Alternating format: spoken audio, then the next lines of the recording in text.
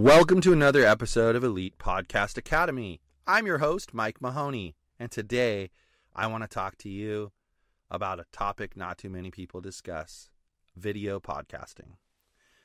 Video podcasting has become a huge thing. As audio podcasts grow, video podcasting follows right behind. The equipment needed to do video podcasting is a lot different from that needed for an audio podcast. One of the questions I'm constantly asked is, what is the difference between video podcasting and audio podcasting? The answer is potentially not as obvious as you might think. The obvious difference is that there is a video of the end result. This means you can't just sit around in your PJs and record like you can with an audio podcast. The biggest difference is the length. With video podcasting, you won't want to go much more than 15 total minutes. Video podcasts are not as portable as audio podcasts, and they require the viewer's attention. This truly changes the dynamics. You're going to need the following equipment for a video podcast. Yes, you're going to need a microphone.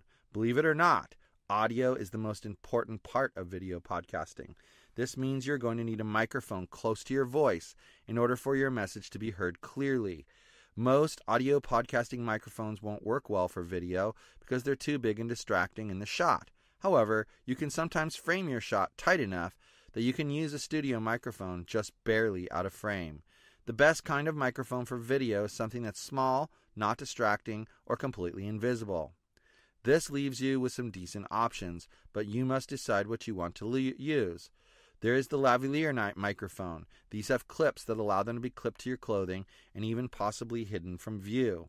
This type of microphone allows for arm movement. A word of caution though, sometimes these microphones are extremely sensitive and will pick up noises if anything brushes against the cables. I'm going to suggest some options for a good Lavaliere microphone for you. On the low end, I recommend the JK Mic J044. In the mid-range, I recommend the Rode SmartLav. And the high end, the Rode Lavaliere. Now, you can also use a headset microphone. I'm not talking about the cheap kind of headset mic and headphones you typically see gamers wearing, but a professional mic-only headset. You see these often used by public speakers. They're small, they keep the mic always the right distance from your voice, but can be visible and distracting in videos. For a cheap one, how about the JK Mic-J S90, and on the high end, the Countryman E6. Then there's shotgun microphones. This is usually a very long microphone that would be mounted out of frame, usually above or below the talent. This is the kind of mic you typically see in professional filming, with a boom arm and assistant. The mic stays in one place unless you have an assistant to follow you, and is out of frame and picks up a very narrow cone of audio. These produce great quality but can be expensive. For a cheap one, you can get the Rode Video Mic. For a high-end one, you can get the Rode NTG4. Then there are handheld microphones. When you're in noisy environments or you need to interview someone at an event, a handheld microphone is often the best choice. It does a great job of reducing background noise and focusing more on your voice, all with very little setup. It's great for interviewing too, because you can control the conversation by holding onto the mic and pointing it at whom you want to speak. Make sure you get a mic designed for this use, so it will have minimal handling noise. The Sennheiser MD46 cardioid interview mic is great. The Rode Reporter omnidirectional dynamic interview microphone is good. Condenser mics. Well, condenser mics are not ideal for audio podcasts, but they could be great for video. Listen to how well a condenser microphone works for Rhett and Link's Good Mythical Morning on YouTube. This kind of microphone will be in the frame, but could be nicely decorated to be part of your set. This would definitely require some post-processing. Whatever you do, don't use the built-in mic on the camera. It's generally very low quality and far too distant from you to make the sound good. If you're thinking about video podcasting, I have to assume you want high-quality audio. This is going to give you two possibilities for recording your audio. Either connect to the camera via wire or wireless system, which is a method I'll give the least amount of work, but it will be cumbersome or expensive in the long run. As long as your equipment has no latency, your video editing will be easy because the audio is recorded straight into the video. A wired system may have to rely on the camera's built-in preamp, which is usually not very good. but you could use a recorder or mixer with a preamp between your mic and the camera. These are always available options when you understand the problem. You might want to consider a wireless system like the Rode-Link Filmmaker Kit or Rode-Link News Shooter Kit. Both of these are digital wireless systems. They allow you to wear or hold the microphone and maintain full freedom of motion. They are pricey, but worth it if this is how you plan to create your content. Now, your other option is to connect the mic to an external recorder. If you have budgetary constraints, a great option is to record the audio and video separately. Sometimes this produces higher quality audio because you don't have to rely on your camera's preamp. The concept is that you attach your mic to an external recorder or even your smartphone. You will then start your video and audio recordings simultaneously. For a small recorder, consider a Zoom H1.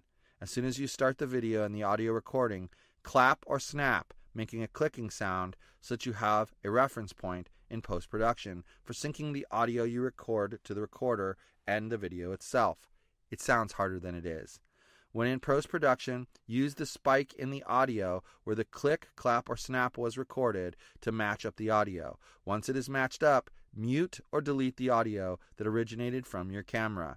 To avoid audio drifting, be sure your audio recorder and camera are set to the same recording rate. You're going to need great lighting for a video podcast. It's often overlooked and is probably the second most important aspect for video podcasting. Great lighting can make even a cheap camera look good. This is because a well-lit scene doesn't require the camera to work so hard to expose everything. Lighting doesn't have to be expensive. There are 2 cheap kits I can recommend, both under $170. One with 2 soft boxes and an overhead light for $3,800 watts, and the other with 3 soft boxes, 4,500 watts. Ideally, you'll want 3 points of light. The key light, which is the bright light from the front, angled from either left or right. The fill light, dimmer light for fill-in from the front, angled from the opposite side as the strong light. And then the rim light, usually an overhead and rear light from an angle that helps separate the subject from the background, ideally on the same size as the fill light, but shining from the back. If you can't afford a lighting kit and you don't have enough other bright lights to help you, then try to record near a window with sunlight coming in. Try to diffuse direct sunlight with a white sheet, tablecloth, or shower curtain. Then you could use white surfaces like a dry erase board, a white sheet, back of a poster, or small reflector to reflect some light from different angles. Or use house lights to better light the subject or studio. You could even use some clip-on lights pointed in the general direction of where you'll be shooting. As long as you give good light to the area, you'll be fine. Now let's talk about the camera that you're going to use. The camera obviously is very important. You're going to want one that can capture at a minimum 1280 by 720, which is 720p, at either 24 or 30 frames per second. Some cameras may capture at higher resolutions, but at a sacrifice in other ways. For example, 720p always looks better than 1080i, and some features such as image stabilization might not work as well at 4K as it would at 1080p.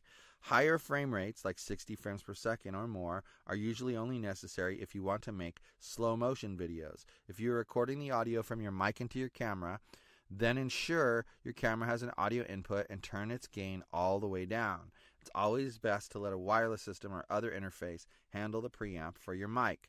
If your mic is connected directly to the camera, then set the input gain where necessary. So here's 4 types of cameras in order of recommendation. Okay? There's a camcorder. It's a dedicated HD digital camera that captures onto SD cards or other digital storage. They'll allow you to record for as long as you have available storage. You may not have interchangeable lenses or the full depth of field that a DSLR would provide, but these are often compact, flexible, and affordable. Next is a DSLR.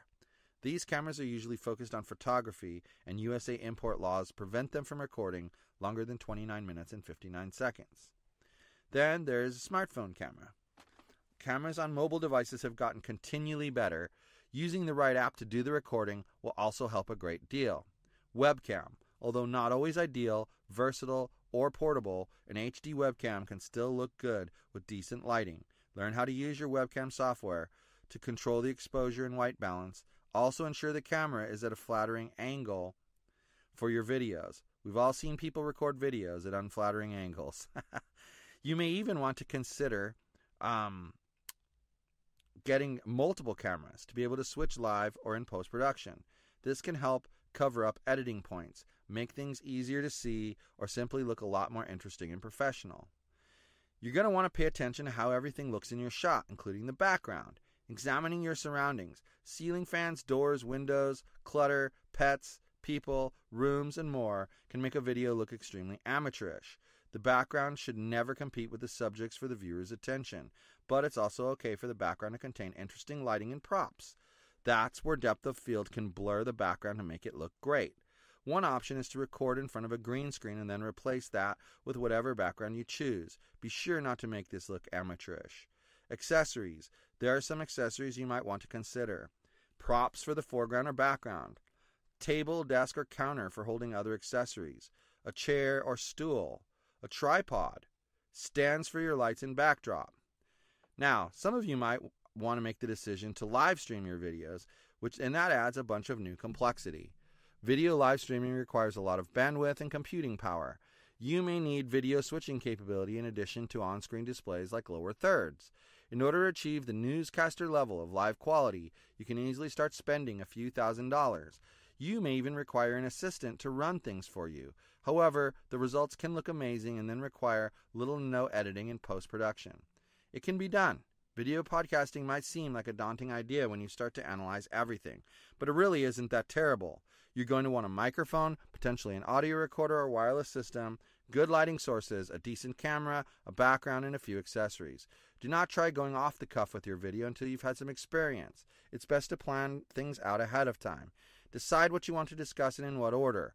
You're going to want to keep it around 15 minutes in length or less. Be sure to open up the video smiling. Be confident while on camera. Nothing makes a video look more amateurish than a subject who stumbles over their words. Practice what you want to say if that will make you feel better. It's really simple. If you take the time to focus on those details, you're going to create amazing content. I promise you this. It's worth that extra effort because you'll find it easier to find viewers if your content is top notch. So now, just do it. I've armed you with the tools you need to get started. So what's stopping you? There's never the right time to start. Just make up your mind and go for it. I ask that if you follow the steps I've outlined and start a video podcast, send your video links to info@yogispodcastnetwork.com and we may feature you on the site. The final thing I want to tell you is have fun. Make this a fun activity and you will continue doing it consistently. Enjoy the content creation process. Thank you so much for listening to Elite Podcast Academy.